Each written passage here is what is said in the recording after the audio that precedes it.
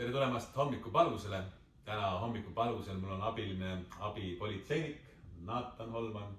Tervist! Naatan elab, kus kandis sa elad? Raplas päev. Rapla külje all on siis soetanud oma kodu. Ja sealt ta siis nüüd hommikul tuli ja sinna läheb tagasi ka. Seal ta siis töötab ka, teeb pildiraami tehases, ma saan aru. Pildiraami siis üle maailma. Ja ta aitab mul siis ka hommikupalusi läbi viia. Ma siin hommikupaluse alguseks täna valisin ka piibliteksti nagu tavaliselt. Aga seekord siis sellise teksti nagu Galaatlaste 6. peatükist 90. salm. Mis võiks olla nagu väike sissejuhatus siis Naatani hilisemale jutlusele, mida ta pärast siis ette kannab. Ja piiblis on nõnda kirjas: ärgem tüdigem head tehes, küll me omal ajal ka lõikame, kui me enne ära ei nõrke.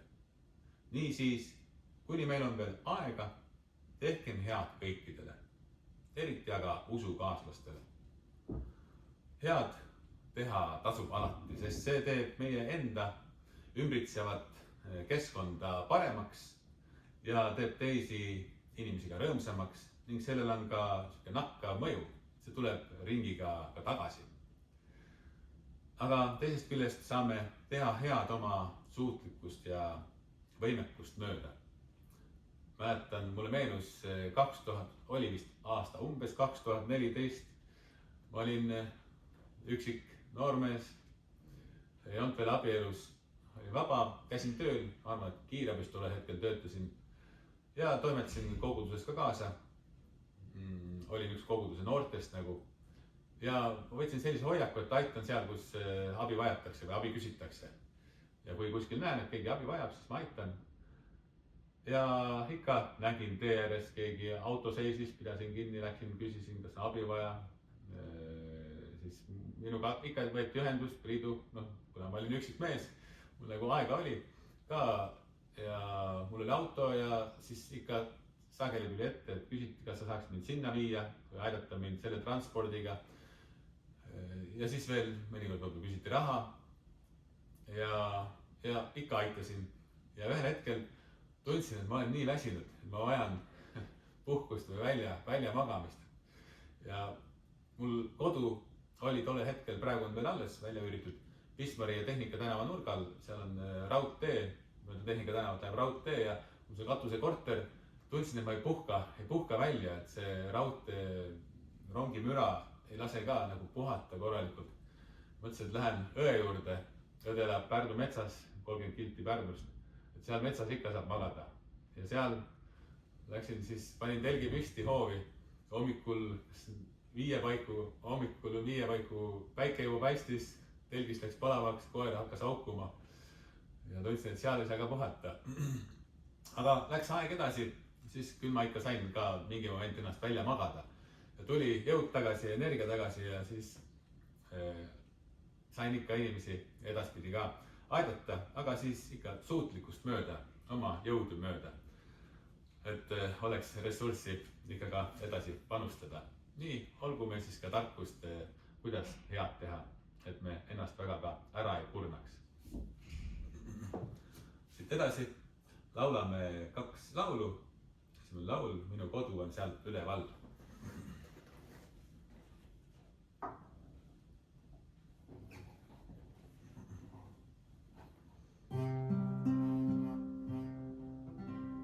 Minu kodu on seal üleval, pole vaeva mul seal rõõmumaa.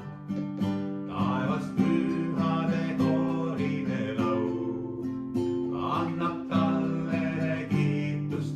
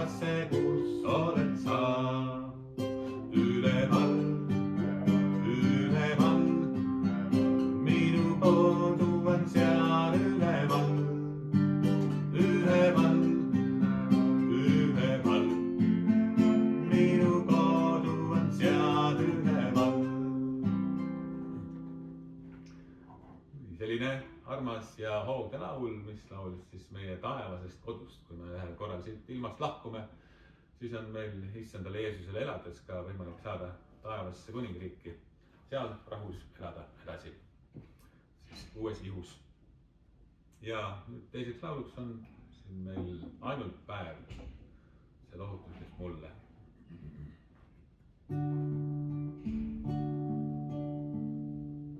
Ainult päev, see lohutuseks mulle, sammu haaval möödub elutee. Isa taevas valvab kõige üle, julgeks teeb see lapse südame. Tean, et mulle minu isa mõtleb, iga päev nii oma osa saab. Kas mu teed mind rõõm või mure ootab, õnn või valu käe mul nulatab. Tema mulle ise tahab anda, igal hetkel uue armuga. Tahab kõik mu päevad omad kanda, aidata ja kõiges juhtida. Mind kui varandust ta valvab hoia, omandust, mis kallilt ostutab. Nii kui päevi tema armust kingib, nii ta jõudu nendeks jagab ka. Julgena võin alata nüüd päeva, sinu tõotlusi siin uskudes. Kui ma vaid ei põlgaks vanus vaeva, lohutus, mis sinu sõna sees. Nii ma olla võin su armu hõlmas, tulgu siis, mis tulla lubad sa. Silmapilku elan silma ilma ja siis algab hommik rahumaa.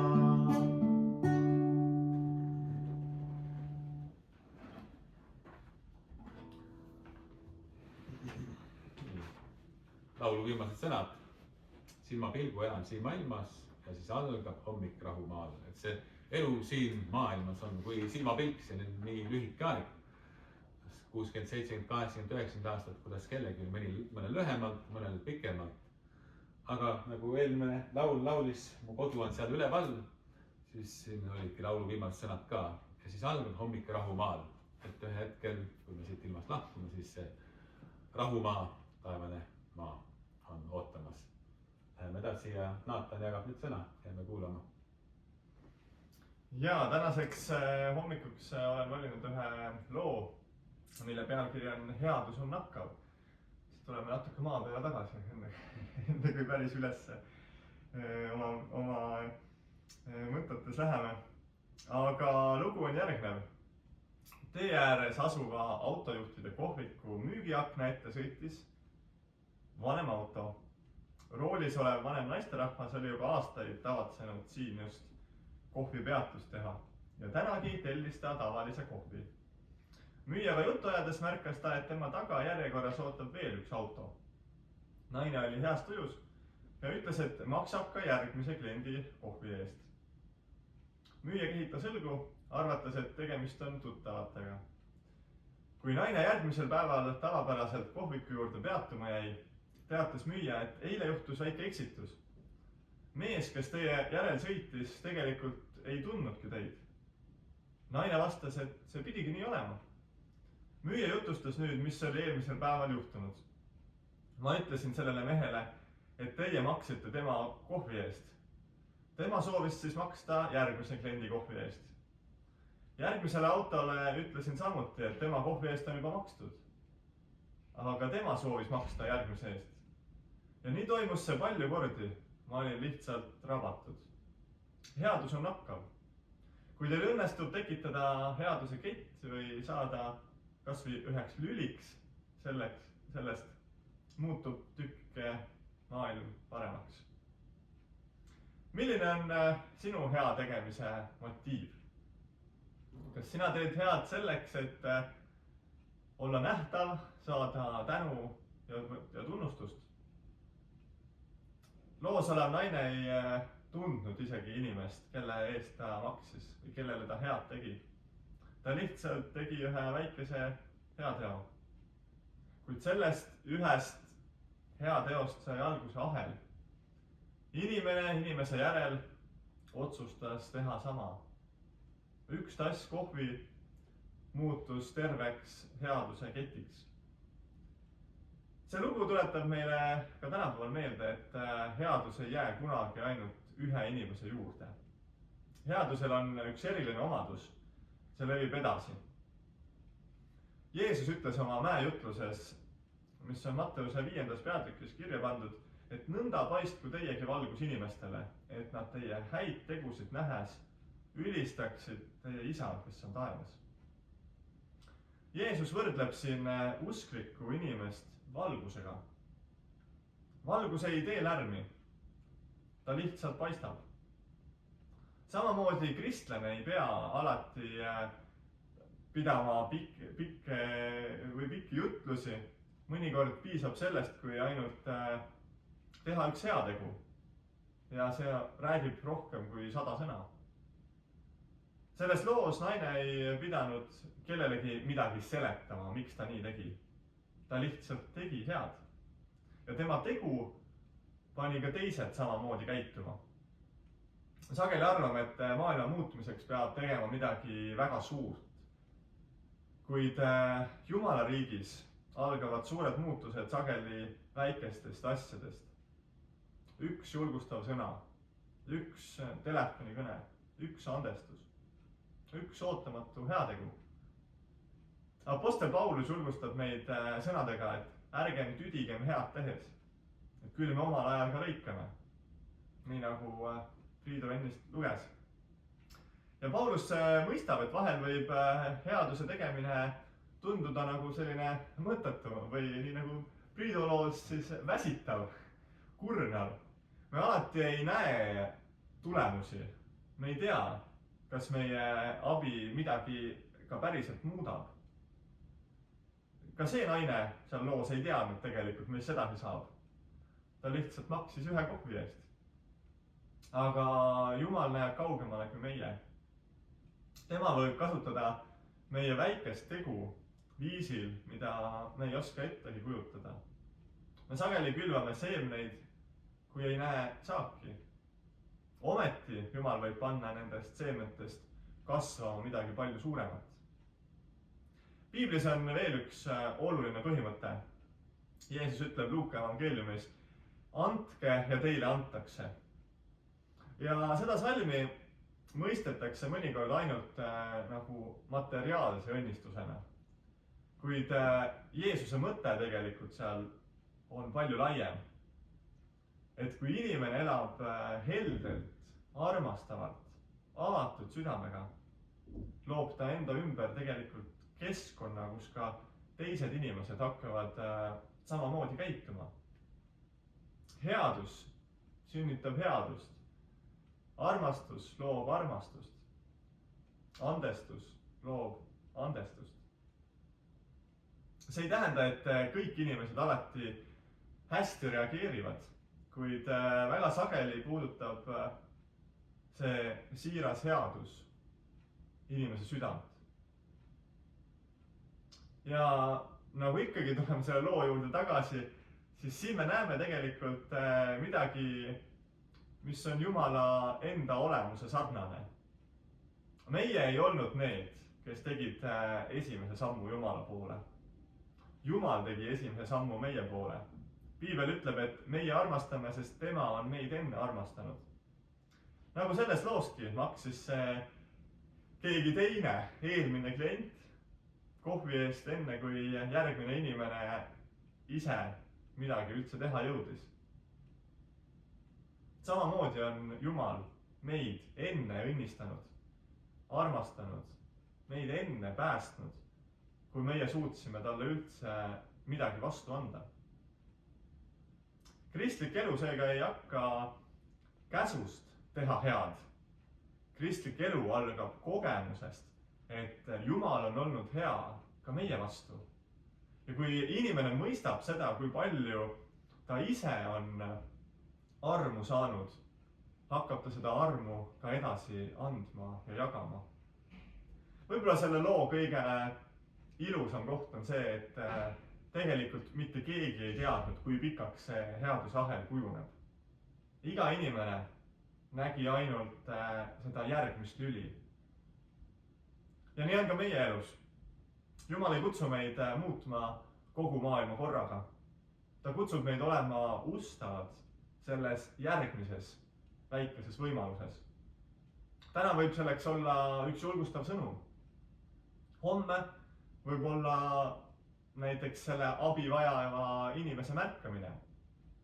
Ülehomme võib olla lepituse otsimine kellega suhted on katki. Me ei tea kunagi, millise ahela Jumal ühe selle väikese heateo kaudu käivitab. Seepärast Paulus julgustabki meid, ütleb, niisiis tehkem head kõikidele. Mitte ainult neile, kes meeldivad, mitte ainult sõpradele, vaid kõigile. Täpselt nii nagu see naine tegi head inimesele, keda ta isegi ei tundnud. Ja lõpetuseks võime küsida endalt, kelle päeva võiks minu tänane heategu muuta? Millise headuse ahela võiks Jumal minu kaudu täna käivitada? Võib-olla tundub meie panus väike, kuid Jumala käes ei ole mitte ükski heategu liiga väike, sest headus on nakkav, armastus on nakkav. Ja kui Jumala armastus hakkab meie kaudu edasi liikuma, siis muutub maailm tõesti killukese võrra paremaks. Aamen. Tänan selle headuse sõnumi eest. Laulame nüüd laulu veel Oma rahu annan teile. Laulame siis Jeesuse sõnadest. Oma rahu ma annan teile, oma rahu ma jätan teile.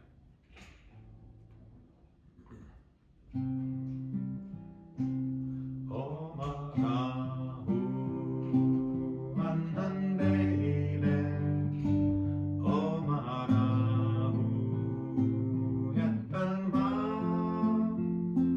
Ei vahel või rahu anda, oma rahu jätan ma.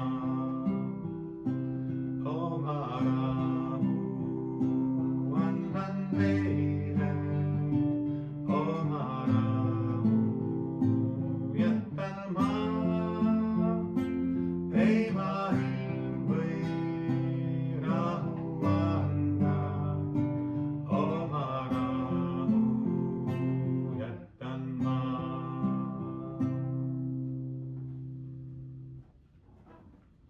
Nüüd saame edasi minna ja laulda või paluda Jeesus õpetatud palve, millise palve, jääme palvesse. Meie Isa, kes sa oled taevas, pühitsetud olgu sinu nimi, sinu riik tulgu, sinu tahtmine sündigu, nagu taevas, nõnda ka maa peal. Meie igapäevast leiba, anna meile tänapäev, anna meile andeks meie võlad, nagu meiegi andeks anname oma võlglastele. Ja ära saada meid kiusatusse, vaid päästa meid ära kurjast, sest sinu pärast on riik ja vägi ja au igavesti. Aamen. Ma annan edasi Jumala õnnistuse. Issand, õnnistagu meid ja hoidku meid. Issand, lasku oma pale paista meie peale ja olgu meile armuline. Issand, tõstku oma pale meie üle ja andku meile oma rahu Jumala Isa, Poja ja Püha Vaimu nimel. Aamen.